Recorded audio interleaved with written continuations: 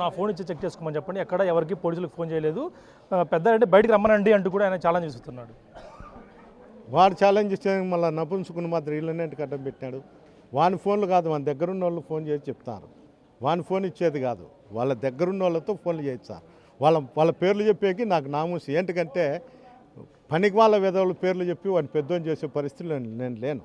నాకు సమానమైన కుటుంబం వాళ్ళు కాబట్టి వాళ్ళతోనే రాజకీయాలు కానీ ఏదైనా కానీ వాళ్ళతో చేస్తా తప్ప వాళ్ళ దగ్గరుండే చెంచనా కొడుకులు ఇవి వాళ్ళే.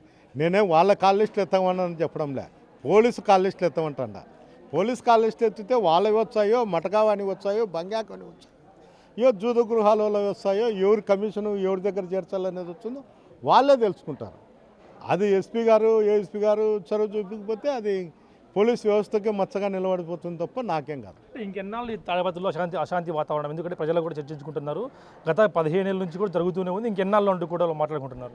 చూస్తాం, దేవుడు అనేవాడు ఒకడు ఉన్నాడు, ఆ రోజు నిర్ణయిస్తాడు, ఆ రోజు దాని పని తను చేస్తాడు. అవకాశం వస్తే మరొకసారి ఫ్యాక్షన్ రాజకీయాలు చేస్తా అంటూ కూడా పెద్దారెడ్డి చెప్పడం జరిగింది.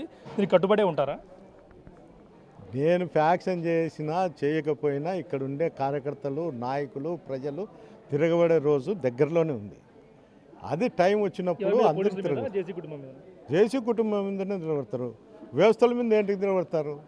వ్యవస్థలతో పనిచేసుకునే వాళ్ళు తిరగబడతారు, వాళ్ళు తిరుగుతూ అంటారు అంతే తప్ప ఒక ఏఎస్పీనే తిట్టి నీకు ఉద్యోగం చేసేది రాదు అది ఇదని